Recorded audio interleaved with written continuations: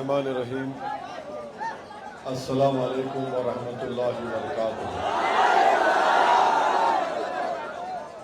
मुअज़्ज़िज़ हाज़रीन इकराम, बुज़ुर्गान क़ौम और मिल्लत, मेरे नौजवान साथियों, मेरी इज़्ज़तदार माँ और बहनों, मोहतरम जनाब अख्तरुल ईमान साहब, सदर मजलिस इत्तेहादुल मुस्लिमीन बिहार और अपनी असम्बली, मोहतरम जनाब आदिल हसन साहब, मोहतरम जनाब गुलाम सरवर साहब, मोहतरम जनाब वारिस पठान साहब और शहनशीन पर बैठे हुए मजलिस इत्तेहादुल मुस्लिमीन के तमाम मुअज़्ज़िज़ अराकीन, हाज़रीन इकराम, मैं 5 साल पहले जब अमूर की विधानसभा में आया था और उस वक्त मैं अपनी तकरीर में एक बात को कहता था कि जो 25-30 साल से मिले हैं वो एक काम अमूर की जनता को बता दें जो उन्होंने किया था। और आपको याद होगा कि मैं आपके इस मुकाम पर भी आया था और उस वक्त भी मैंने उस वक्त के विधायक से कहा था कि आप अपना एक काम बता दीजिए जो पिछले 30 साल में आपने किया हो। आज मैं आपके दरमियान में खड़े होकर आपको बताने आया हूं कि 5 साल में अख्तरुल ईमान ने क्या किया। सबसे अहम काम जो अख्तरुल ईमान साहब ने किया वो ये है कि अख्तरुल ईमान साहब ने बड़ी बेबाकी से के साथ बिहार की विधानसभा में आपकी नाइंसाफ़ी का जिक्र किया। अख्तरुल ईमान साहब ने 5 साल में आपकी सेहत के मसले को उठाया, तालीम के मसले को उठाया, आपकी शनाख्त के मसले को उठाया। अख्तरुल ईमान ने ये बता दिया कि जो 5-5 मरतबा के विधायक थे या अगर कोई एक मरतबा का विधायक था, मजलिस इत्तेहादुल मुस्लिमीन के विधायक में और दूसरी पार्टी के विधायक में क्या फ़र्क है। अख्तरुल ईमान ने बिहार की असम्बली में खड़े होकर ये बताया कि अमूर में लोग मौत का शिकार हो जाते हैं इसलिए कि उनको एम्बुलेंस नहीं मिलती। उनकी मौत हो जाती है जब उनको अस्पताल नहीं मिलता। उनकी मौत होती है जब रोड का इंतज़ाम नहीं होता। मेरे अजीज़ दोस्तों और बुज़ुर्गों, जब अख्तरुल ईमान अपने मुख्तसर वक्त में तकरीर जो करते थे बिहार के असम्बली में, सत्ता में बैठे हुए नीतीश कुमार या उस वक्त के उप मुख्यमंत्री तेजस्वी यादव परेशान हो जाते थे। अख्तरुल ईमान के दलीलों का जवाब नहीं दे सकते थे। अख्तरुल ईमान ने बहैसियत एक विधायक बिहार के असम्बली में उन लोगों को आईना दिखाया जो सत्ता तो उनको मिली मगर वो ऐवान असम्बली में जाकर खामोश बेजुबान हो जाते थे। मेरे अजीज़ दोस्तों और बुजुर्गों, आप जानते हैं कि 5 साल में अख्तरुल ईमान ने अल्हम्दुलिल्लाह खादी और रसेली का पुल तामीर करवा दिया और इंशाअल्लाह ताला 6 महीने के अंदर, 4 महीने के अंदर उस ब्रिज से आपको बहुत फ़ायदा होगा। 200 करोड़ का ब्रिज अख्तरुल ईमान ने महानंदा नदी के ऊपर अभयपुर का ब्रिज उसको मंजूर करवाया 200 करोड़ का। अल्हम्दुलिल्लाह उसका काम शुरू होगा। अमूर और बैसा ब्लॉक में नई बिल्डिंग बनाई 33 करोड़ की लागत से। हॉस्टल बनाया 100 बच्चे और अलहदा हॉस्टल 100 लड़कियों के लिए और ये बरबट्टा में हॉस्टल बना।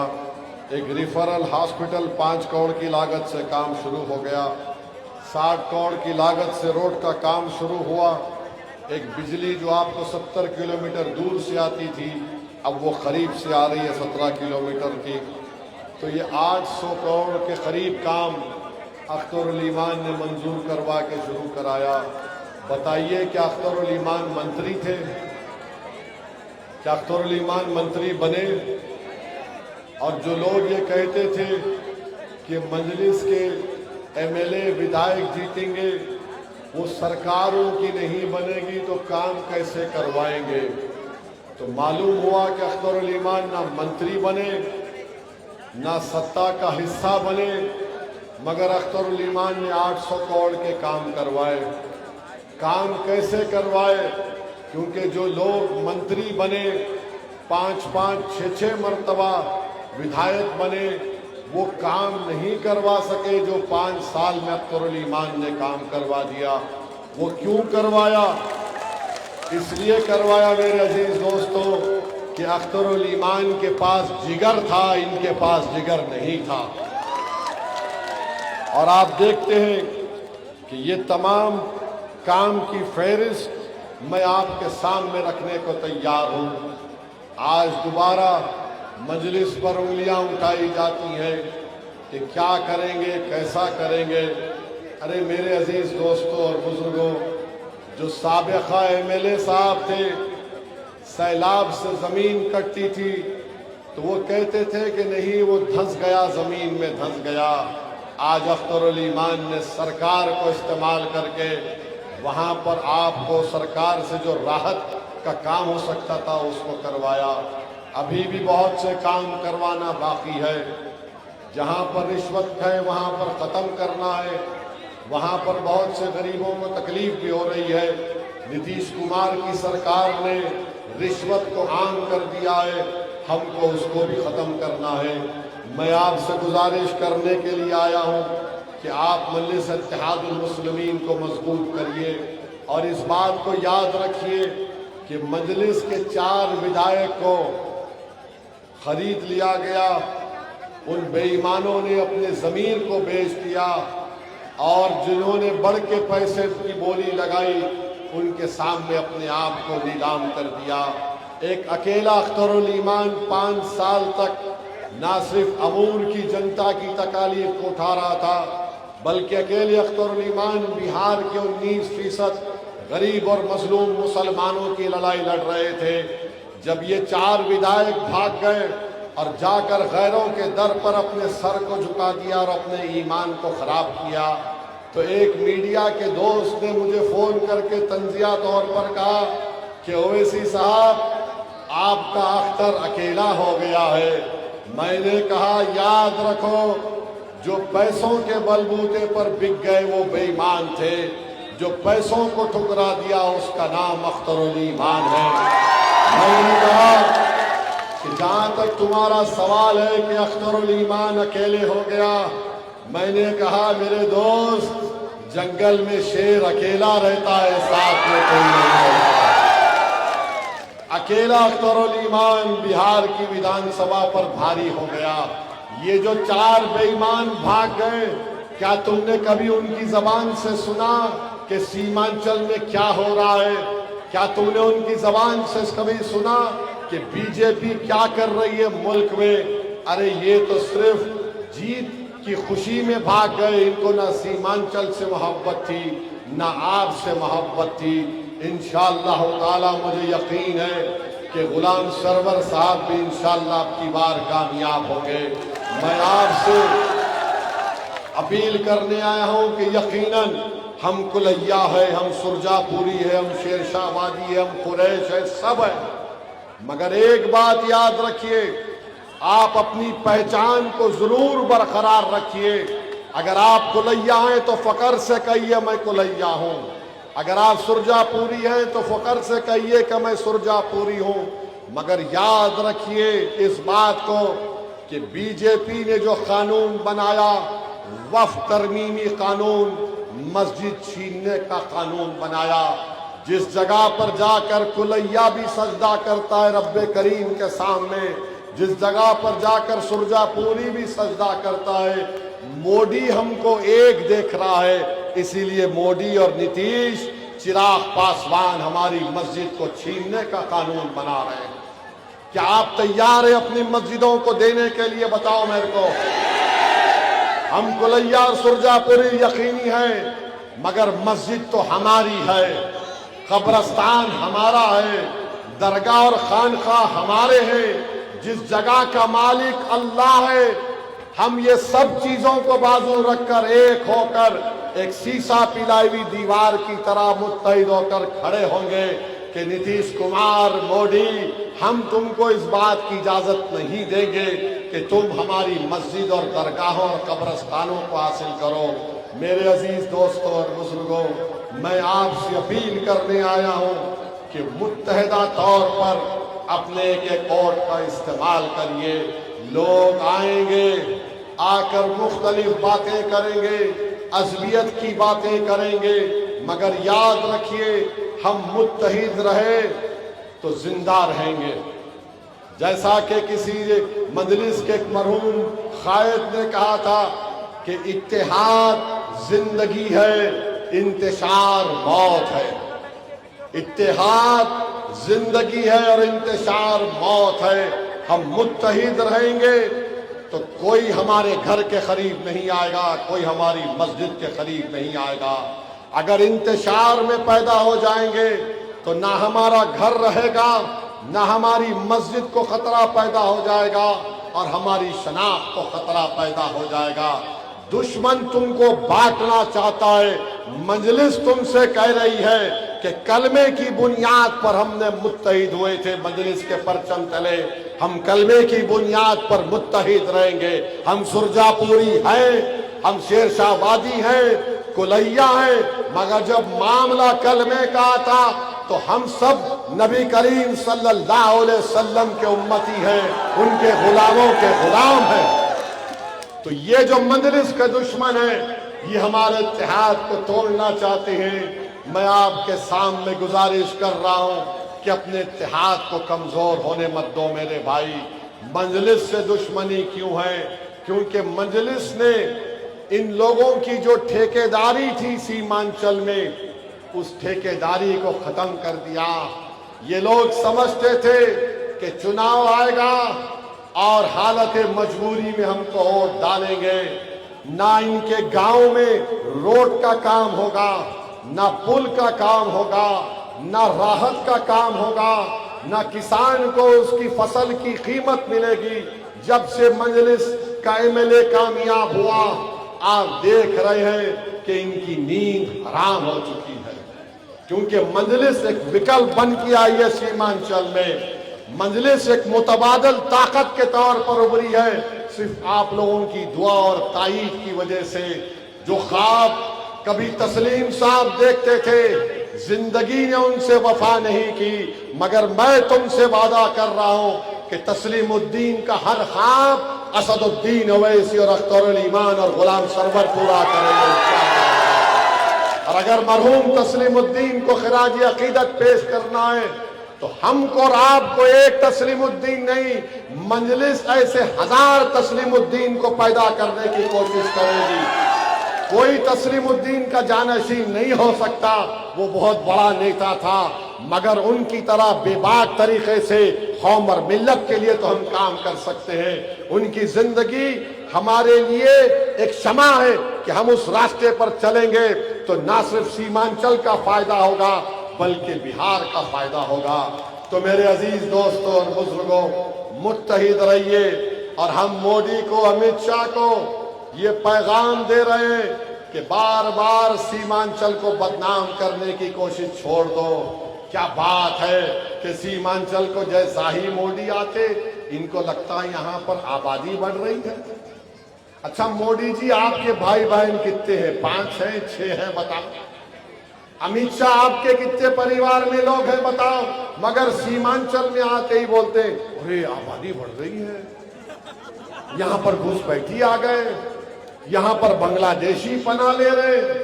मोदी जी, इस देश में एक बांग्लादेशी को तो मैं जानता हूं, आप भी जानते हैं। जो मोदी जी की मुंह बोली बहन है, जिसको बांग्लादेश की जनता ने भगा दिया, तो मोदी जी ने कहा आजा प्यारी बहना, दिल्ली में मेरी छत्र छाया है। मोदी जी, पहले उस बांग्लादेशी को सीमांचल लाइए, हम उसको रास्ता बताएंगे बांग्लादेश का, उसको बांग्लादेश भिजा देंगे। आप वो बांग्लादेशी को नहीं बिजाना चाहते जो बांग्लादेश की है, मगर आप सीमांचल में आकर इस तरह की बकवास करते हैं। हम नीतीश कुमार से पूछना चाहते हैं, ये तुम्हारी सियासत है? कहां गया तुम्हारा विकास का वो झूठा नारा? आज तुम आ गए सीमांचल को बदनाम करने के लिए। सीमांचल की जनता मोदी की इस बकवास का इंशाअल्लाह ताला जब मतदान होगा, हक राय दही का दिन होगा, तो इस कलमे की उंगली उठाकर पतंग चाप पर बटन दबाकर हम जवाब देंगे इंशाअल्लाह। तो मेरे अजीज दोस्तों और बुजुर्गों, हमको डरने और घबराने की जरूरत नहीं है। बिहार में आज मोदी यहां पर आते हैं और आकर ये बकवास करते हैं, ये नहीं बताते सीमांचल वासियों को कि क्यों एम्स का दवाखाना सीमांचल में नहीं खोला जाता, क्यों गाया की तरह फैक्ट्री की जो पॉलिसी है सीमांचल में नहीं लाती, क्यों जलालाबाद जलालनगर से लेकर किशनगंज तक रेलवे की ट्रैक क्यों नहीं डाली जाती, जिसमें इस विधानसभा में भी एक रेलवे स्टेशन बन सकता है, क्यों कोचा दामन में रेलवे स्टेशन नहीं बनता, किशनगंज में अलीगढ़ मुस्लिम यूनिवर्सिटी का एक छोटा सा कैंपस है, उसको खत्म करने के लिए बीजेपी तुली हुई है, क्यों? क्योंकि बच्चे पढ़ने वाले मुसलमान। क्यों यहाँ पर अनानास की पैदावार होती है, चाय की होती है, मकाई की होती है, केले की होती है, उसकी कीमत क्यों नहीं दी जाती? क्यों बताओ, क्यों नहीं दिया जाता? मगर मोदी आकर यहाँ पर बकवास करेंगे कि घुसपैठी है, फुला है। अरे देश के प्रधानमंत्री, अगर तुम अपनी डिग्री नहीं दिखाना चाहते तो हमसे तुम कैसा पूछ रहे हो? अगर तुम अपनी डिग्री दिखाओगे तो मेरी तो डिग्री आवाम में। जो देश का प्रधानमंत्री अपनी डिग्री नहीं दिखाना चाहता, वो सीमांचल में आकर घुसपैठी बोलता है। ये कौन सी मोहब्बत है? देश के प्रधानमंत्री ये जेब नहीं देता, मगर देश के प्रधानमंत्री हैं। बांग्लादेश में इनकलाब आया, इनको खबर नहीं। पड़ोस में नेपाल है, नेपाल में वहां की हुकूमत का तख्ता पलट दिया गया, मोदी को नहीं मालूम, मगर सीमांचल में घुसपैठी आ रहे हैं। माने इस तरह की नफरत के मजाहरे किए जा रहे हैं। मेरे अजीज दोस्तों और बुजुर्गों, बीजेपी, नीतीश कुमार, चिराग पासवान और कुशवाहा साहब ने एक ऐसा काला कानून बनाया तो पूरे देश के मस्जिदों को खतरा पैदा हो गया। आप बताइए, बिहार में हिंदू धर्म का बोर्ड है, उसमें कोई गैर हिंदू मेंबर नहीं बन सकता। हम भी मानते हैं उसको। बिहार में बोध गाया है, वहां पर उसका मेंबर सिर्फ बोध और हिंदू भाई बन सकता है। मगर हमारे वक्फ बोर्ड में, मुस्लिम वक्फ बोर्ड में 3 गैर मुस्लिम मेंबर बनेंगे। बताओ क्यों? जब वहां नहीं बन सकते तो यहां कैसे बनेंगे? मैं मस्जिद चलाऊंगा, दरगाह है तो उर्स मैं करूंगा, कब्रस्तान है तो मैं कब्रस्तान चलाऊंगा, ईदगाह है तो नमाज मैं पढ़ाऊंगा। मगर मोदी जी बोल रहे, हाँ वक्फ का मालिक अल्लाह हो सकता है, मगर मैं मालिक बनने की कोशिश करूंगा। मोदी जी, जिस जगह का मालिक अल्लाह है ना, अल्लाह उसकी हिफाजत करेगा और हमारी भी हिफाजत करेगा इंशाअल्लाह ताला। ये काम ऐसा कानून बना दिया गया है। मेरे अजीज दोस्तों और बुजुर्गों, मेरी आपसे दबन गुजारिश है कि मजलिस से दुश्मनी, मुखालिफत क्यों? अख्तर अली ईमान ने मुझसे फोन करके कहा कि सर, मेरे पास जिम्मेदार कौम और मिल्लत के लोग आए हैं और वो कह रहे हैं कि आप इत्तेहाद करना नहीं चाहते महागठबंधन से, ओवैसी अकेला काम करना चाहता है। मैंने कहा अख्तर भाई, वो जो बोलेंगे आप खत पे लिख के साइन करके लालू जी को भिजा दो। अख्तर अली ईमान ने लालू जी को खत लिखा। फिर उनके बेटे ने कहा कि मुझे नहीं मालूम, मुझे नहीं बताया गया। हम तो जरा रिवायती है ना, अगर हमारे घर में हमारे अब्बा हैं या हमारे बुजुर्ग बड़े हैं, अगर हम उनको बोल दिए तो लाइन डालते, बस खत्म, हम अदब के दायरे से बाहर नहीं निकलते। खैर मामला अलग है। यहां पर अख्तर भाई ने उनको भी लेटर लिख लिया, तेजस्वी को। क्या लिखा अख्तर उल ईमान ने? याद रखो मेरी इस बात को, यह आसान काम नहीं था मेरे लिए, अख्तर उल ईमान के लिए। हमारे 4 विधायक को तेजस्वी ने खरीदा था, 4 विधायक को तेजस्वी ने खरीद लिया। उसके बावजूद भी हम खत लिखे। क्यों लिखे? क्योंकि हम सीमांचल और बिहार की सरजमीन पर दोबारा मोदी और नीतीश कुमार की हुकूमत को देखना नहीं चाहते थे। हमने अपने नुकसान को बर्दाश्त किया। और आप जानते हैं कि कितनी मेहनत करके आप वोट डालते हैं पोलिंग के दिन। धूप में खड़े होती है हमारी मां और बहनें बच्चों को लेकर, भूखे रहते हमारे बुजुर्ग, नौजवान भूखा रहता है, भागते रहता है।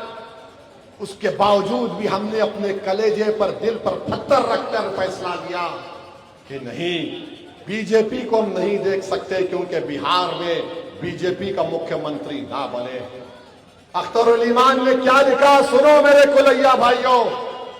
अख्तर उल ईमान ने कहा कि अगर तुम मुख्यमंत्री बनते तो हमको मंत्री का पद मत दो, हमको कुछ नहीं चाहिए, तुम इख्तिदार पे रहो, हमको सिर्फ एक चीज चाहिए कि तुम अपने कलम से लिखकर दे दो कि सीमांचल डेवलपमेंट काउंसिल बनाया जाएगा और सीमांचल के मुकद्दर के फैसले सीमांचल की जनता करेगी।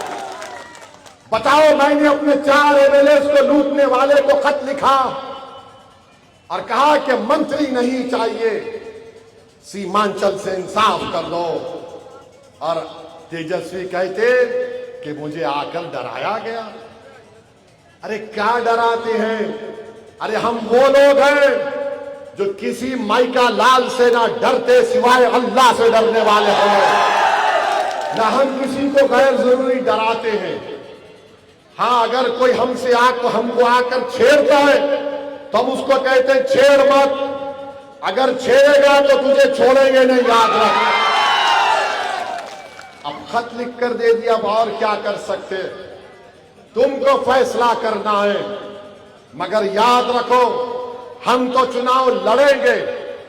हमने कहा 6 सीट दे दो, 5 तो हम जीते हैं।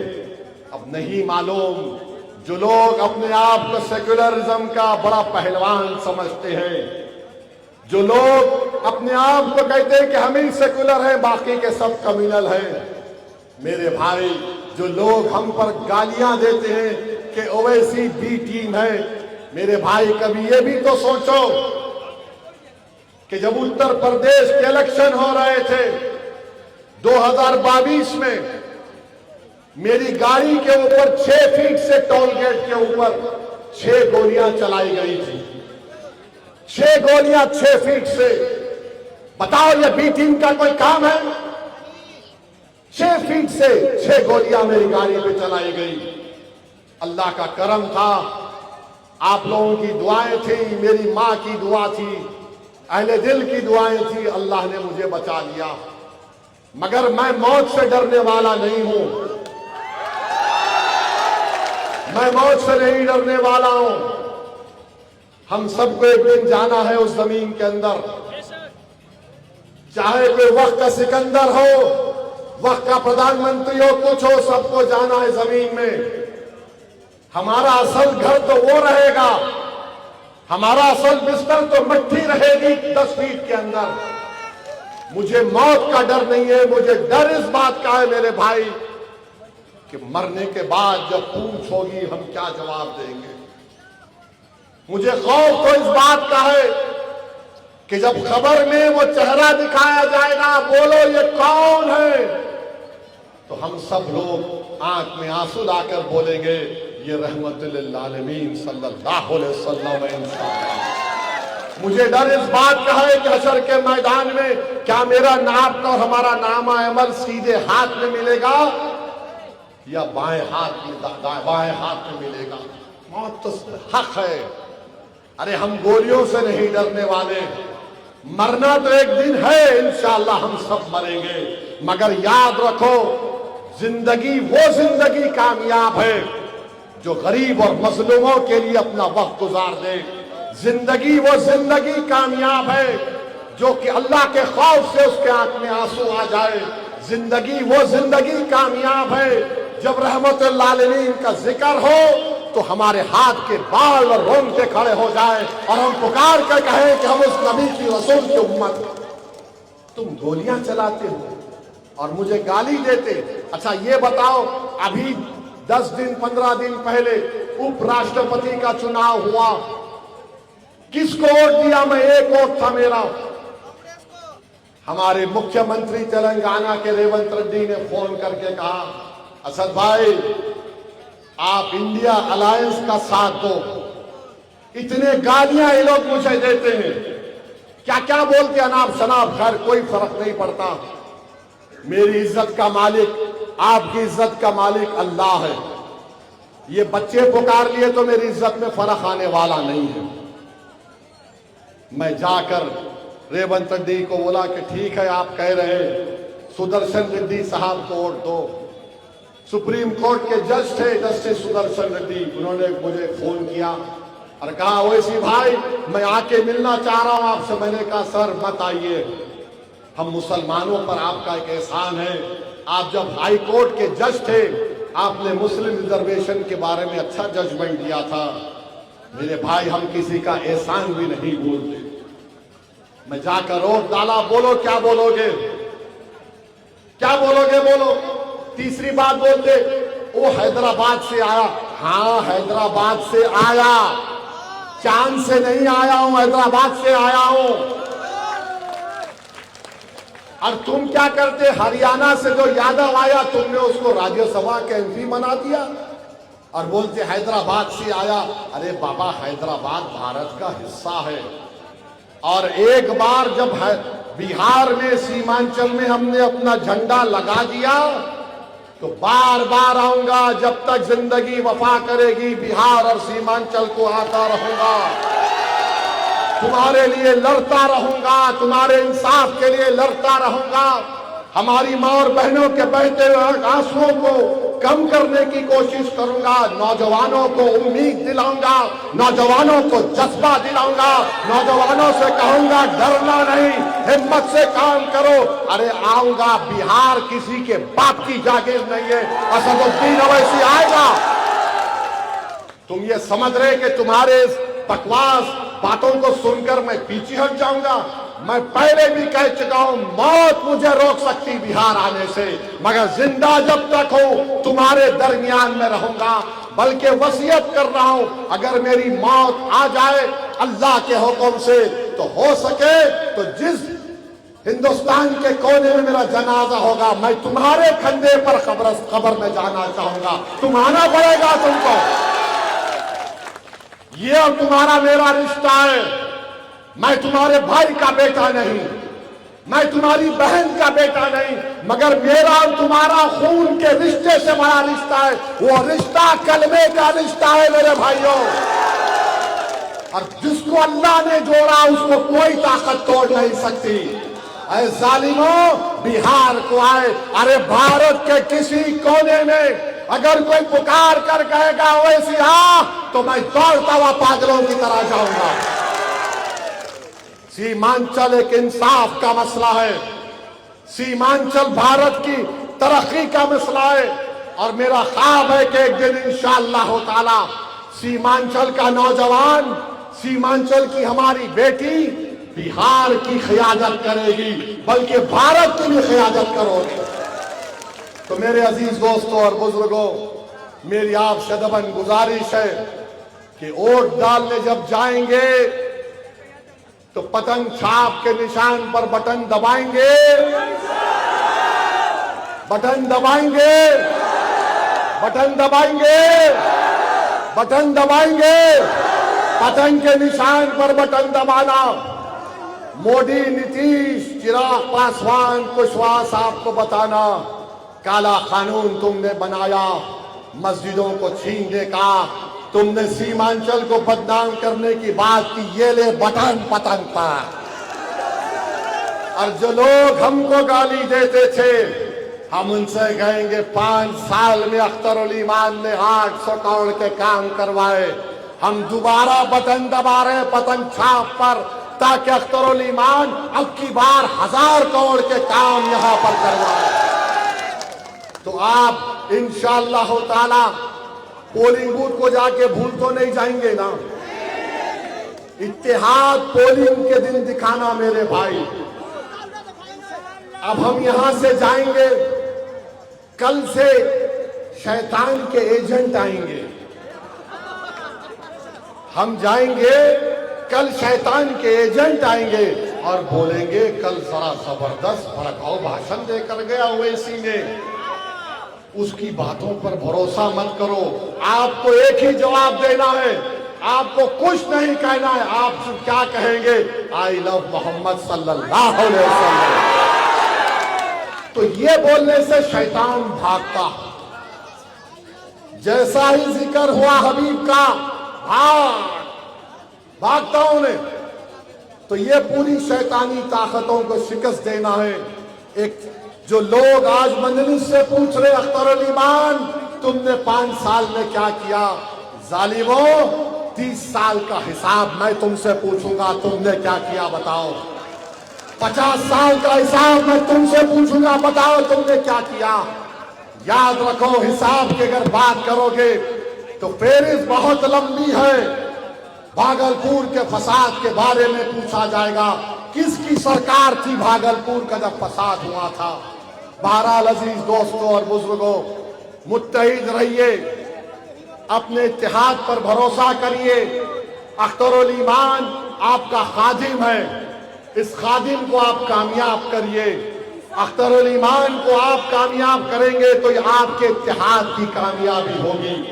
तो पतंग छाप पर बटन दबेगा तो लगाइए मेरे साथ नारा, सीमांचल जिंदाबाद, सीमांचल जिंदाबाद, सीमांचल की जनता जिंदाबाद, तस्लीम साहब जिंदाबाद, हमारा इत्तेहाद जिंदाबाद, हमारा इत्तेहाद जिंदाबाद।